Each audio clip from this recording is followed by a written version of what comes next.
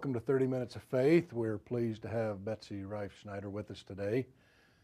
She works with the Diocese in Stockton and has been a friend of mine for a good many years. Welcome. Thank you, John. Thanks for coming. Tell us where you were born and raised. Well, I was born in Southern California, Burbank, California, and but I lived for 1 year as a child in Japan because my dad was actually born in Japan and my grandfather was the Episcopal Bishop of North Tokyo years and years ago. That's an interesting story. There wouldn't be too many that would have that to tell. That's true. Now, how did you end up in Sacramento? Well, my husband and I, we enjoyed living in Southern California. I was born and brought up there, but the rivers in Sacramento and the Sierra Nevada mountains definitely pulled us northward. And so I was fortunate enough to get a job working on water conservation in Sacramento for a number of years. And then slowly, because my environmental background has always been informed by my faith background, I was able to transition to work as not only the environmental justice coordinator at the Stockton Diocese, but also to help out California Interfaith Power and Light as their state policy person here in Sacramento. And we'll talk about that in a little bit because you and I have gone through some of those doors together. Where did you meet your husband? We met in Pasadena at a Sierra Club meeting, and it was a case that we were the youngest people at the meeting because way back then in the early 80s, the youngest person of the Sierra Club Pasadena group was over 80 years old. Wow. And in fact, the chair had actually shaken hands with John Muir. So I was sitting there and I leaned over to him. He had a sweatshirt on that said Haagen-Dazs, and I said, "Do you work at Haagen-Dazs?" And he said, "No, I just go there to worship." And without thinking, I said, "Oh, I thought That's a good place to worship." It is. And I, of course, came back with, "Oh, I thought you might have been somebody worth knowing." And you have children? No, Bob and I are both only children, and we don't have any children, so ours is a pretty small family. Are your parents still living? My mom is still living in Southern California. And in good health, reasonably? And she just took a fall a couple of weeks ago, and she's getting some rehabilitation. But she has an Irish constitution, and she is determined. Some would call it stubborn, and so she's getting better. And thank you for asking, John. And you don't have to fall very far to get hurt. I mean, you can fall off the soles of your shoes and get hurt really, really bad. Exactly. Yeah. How about educational background? Well, I went to Occidental College in Southern California, where President Obama also went for his first couple of years. I always say he couldn't cut it at Occidental College. That's why he had to go on to Columbia University to finish up. There you go. So I went there, and then I did graduate work at the University of Chicago in modern Chinese political history. What pulled you to that? Well, I think it was my family background in East Asia. As I mentioned, my grandfather had been the Episcopal Bishop of Japan. My great-grandparents had gone to Japan as medical missionaries in the 1860s, just after the Meiji Emperor opened up Japan to the West. And there have been Reifsniders there ever since, up until World War II, when the government of Japan respectfully asked my grandmother and grandfather if they would go home to Pasadena. What's the origin of your last name?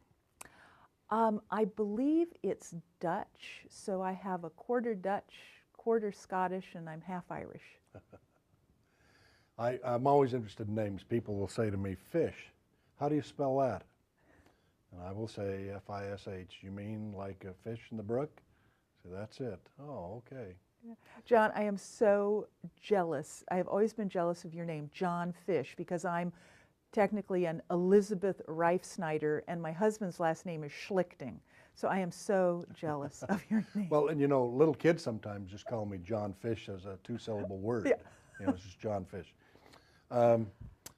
We have a son who served a church mission in Japan, and they did a lot of things, but one of the highlights was they would go to the rest homes, and they would gather up the people in their arms and take them down to a place to bathe them, both male and female.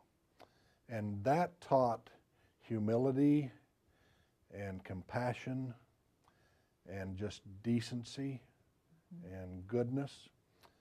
And he started talking about that from the outset and has never stopped, how that made him a true servant to the people.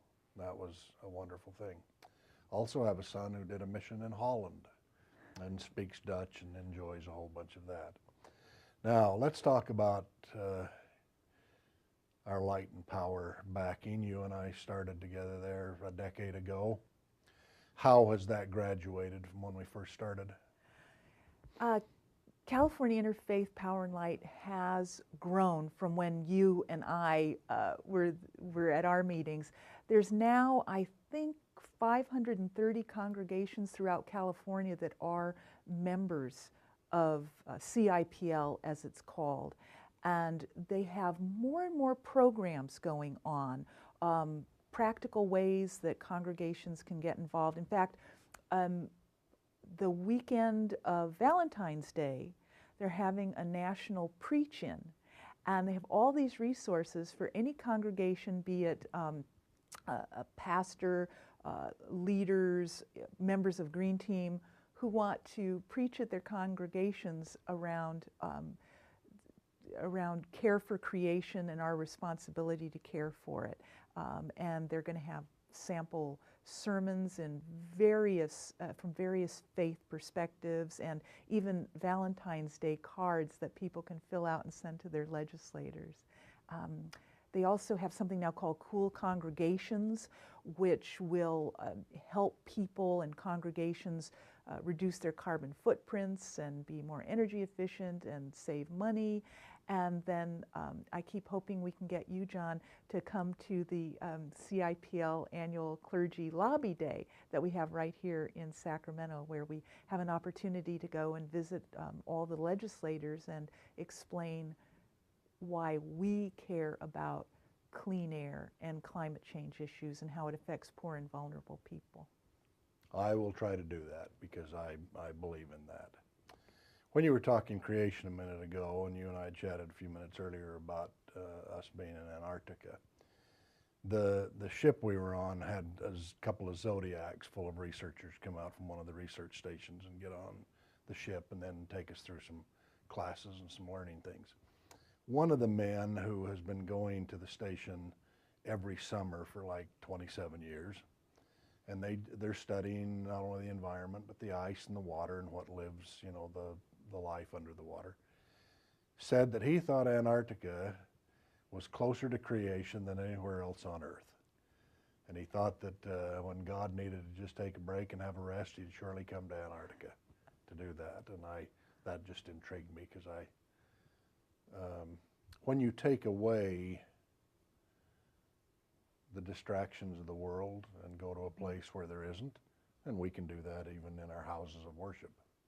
But when you can do it on as grand a scale as Antarctica, you get a really clear look at creation and purity and devoutness and devotion in its finest form.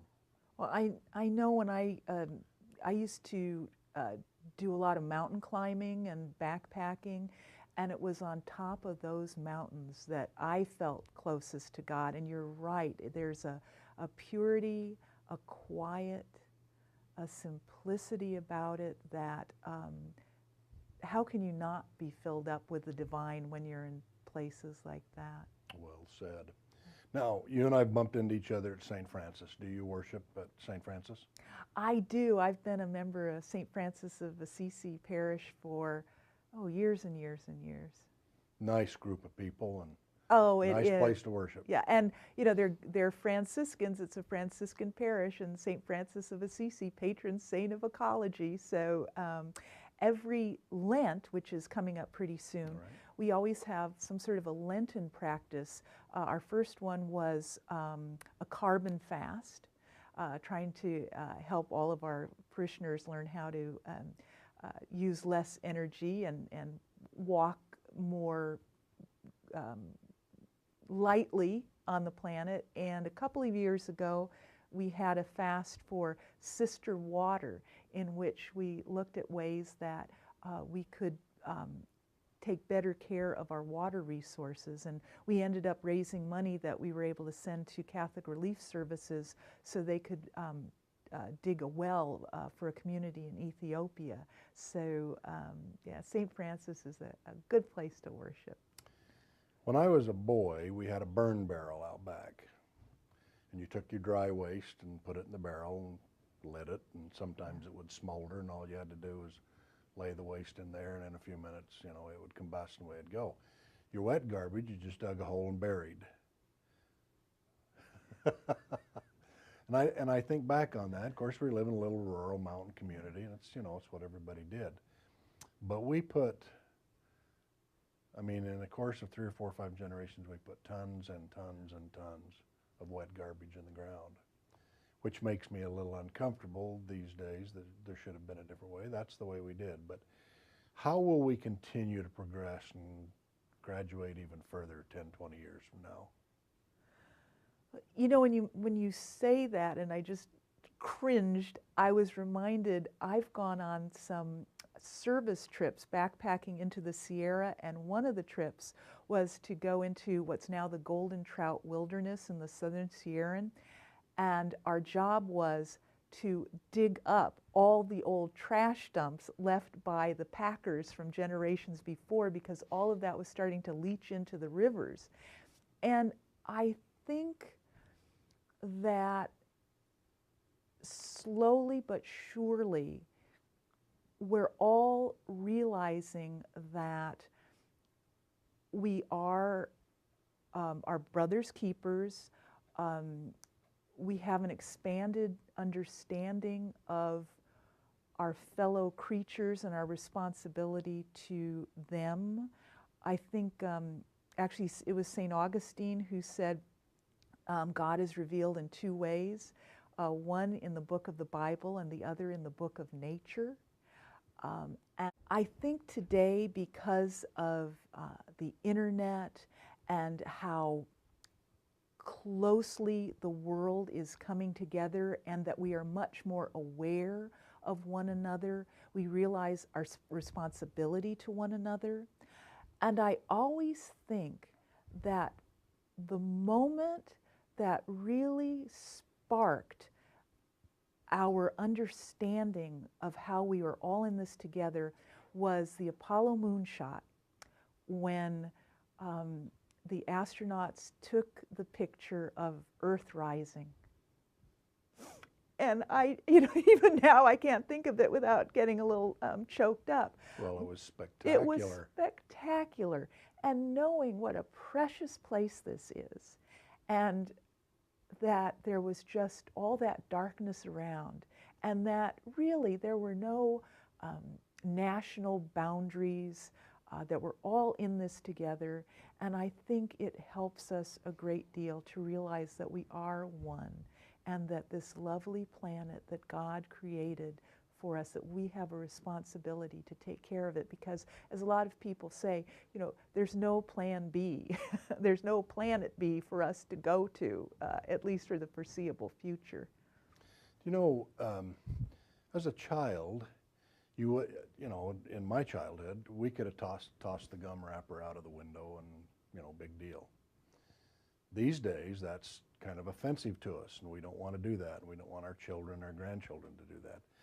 But in a town called Punta Arenas in southern Chile, which is at the very base of the Andes and sort of the end of the fjords, we saw people just, I mean, we were eating ice cream cones in wrappers, and when the people got done, they just chucked them on the street. But the wind blows down there every day, and it blows everything into the water, you know, into the ocean.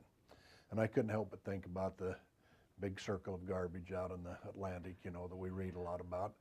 And I thought to myself, will that one ice cream wrapper I just saw her throw down end up there, hoping that it wouldn't.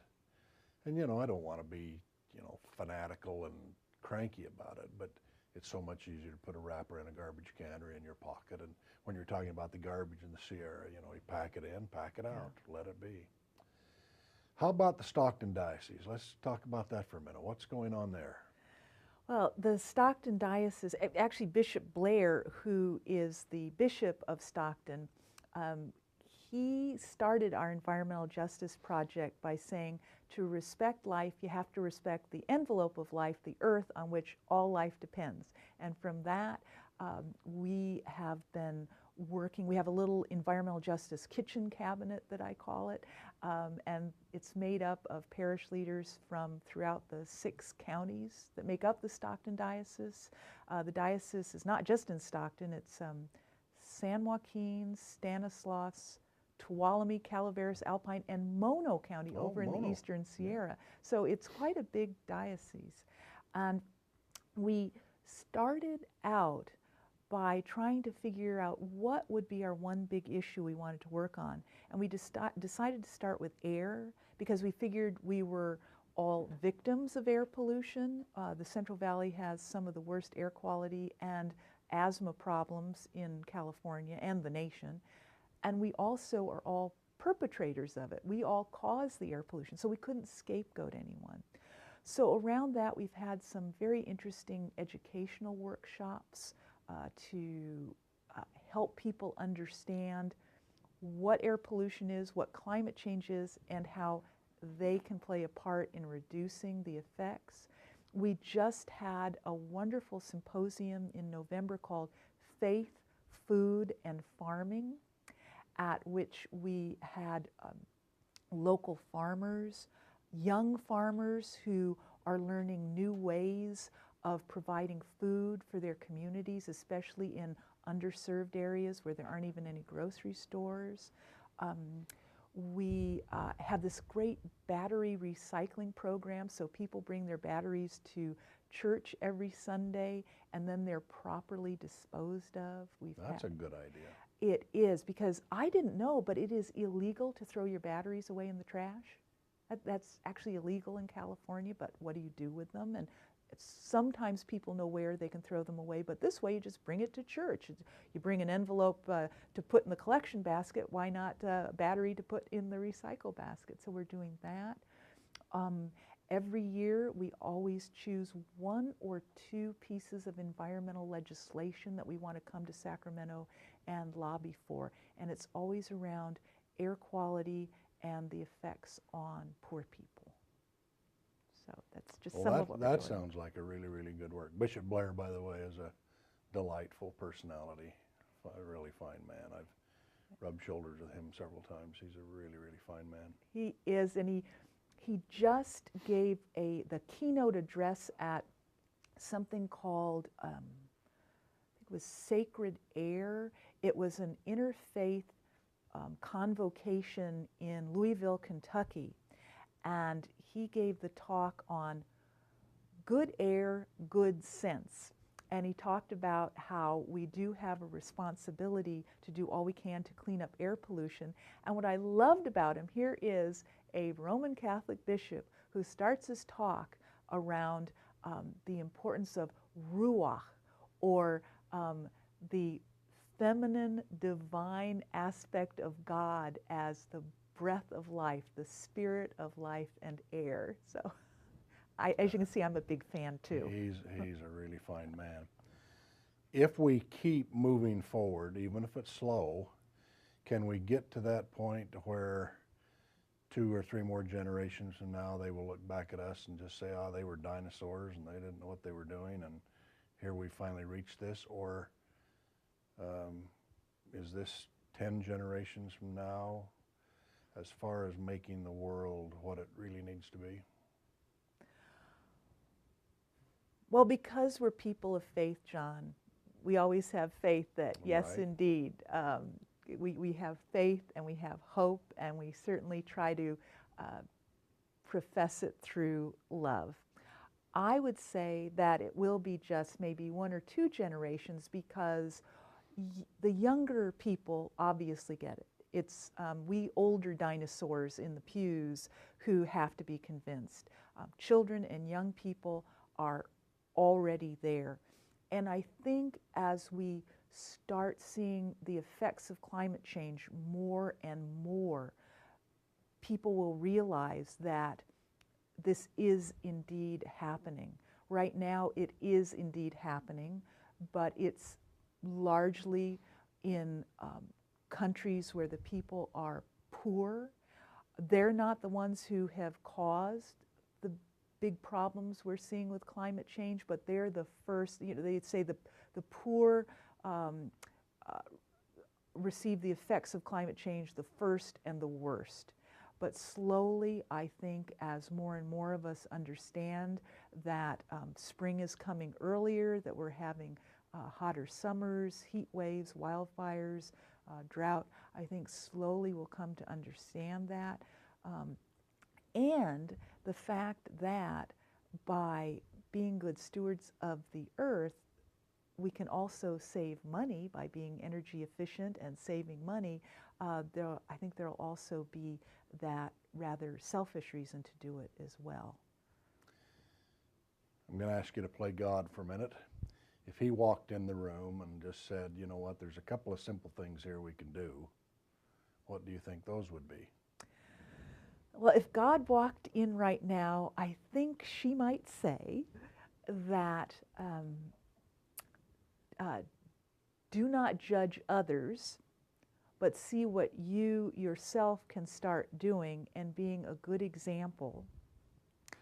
And then realizing that every single thing that I have created, from the tiniest insect or microorganism all the way to the giraffes and the horses and people and whatever, I have created them for a purpose. I love them. They have intrinsic value just because I created them. And you, my wonderful human beings, have a responsibility to treat them as I treat them. My understanding of reading Genesis, when we hear the word dominion over the earth, it comes from dominus, which means we are to treat creation as dominus, as God creates, treats all of that wonderful creation. And, you know, creation for many was a long time ago, but creation continues every day in so many forms and so many different things. Do you think California can lead? Will they reach a point where they're just stagnant? How will California do? California has always been leading in this area, and that's one reason why I think we're so lucky to be here. But just last week, the Air Resources Board passed the Clean Cars Standards, which is going to be the standard for the rest of the country. We're the first to actually have regulations around climate change. And we were the first to have catalytic converters. As somebody who grew up in Southern California, I remember how smoggy it was. I grew up at the base of the San Gabriel Mountains, and I couldn't even see the mountains. And it is so much cleaner, even in Southern California, because we got the lead out of gas. Who did that first? California. And with all the ups and downs California has been through, it still is such a wonderful, unique, golden state. And we have such a diverse population and a diverse environment that we can't help but come up with great ideas that start here, that get poo-pooed oftentimes in the rest of the nation, but eventually the rest of the country catches up with us. Now, let's change gears for a sec. What do you do with your spare time and for fun and relaxation and recreation? What's driving you these days? Well, my husband and I are both in book clubs, and we love doing that. and then we enjoy hiking.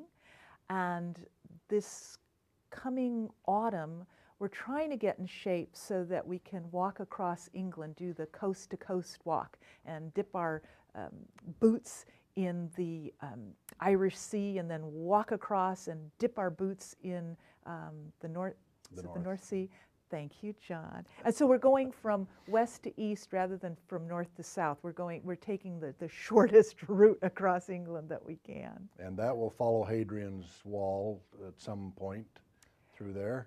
Yes, it will, and it sounds like we only have to take day packs, and then our gear will be trucked from B&B to B&B, and we're going to have local people walk with us every day so we can learn more about it. Hadrian's Wall, some of the ancient sites that are there, the birds, the flowers.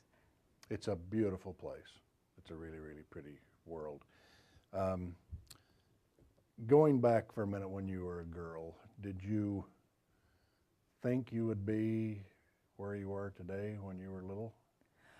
I didn't. I started out thinking that I would be a paleontologist, and then when I got to college, because I was taking Japanese and Chinese language, I thought I was going to be in the Foreign Service.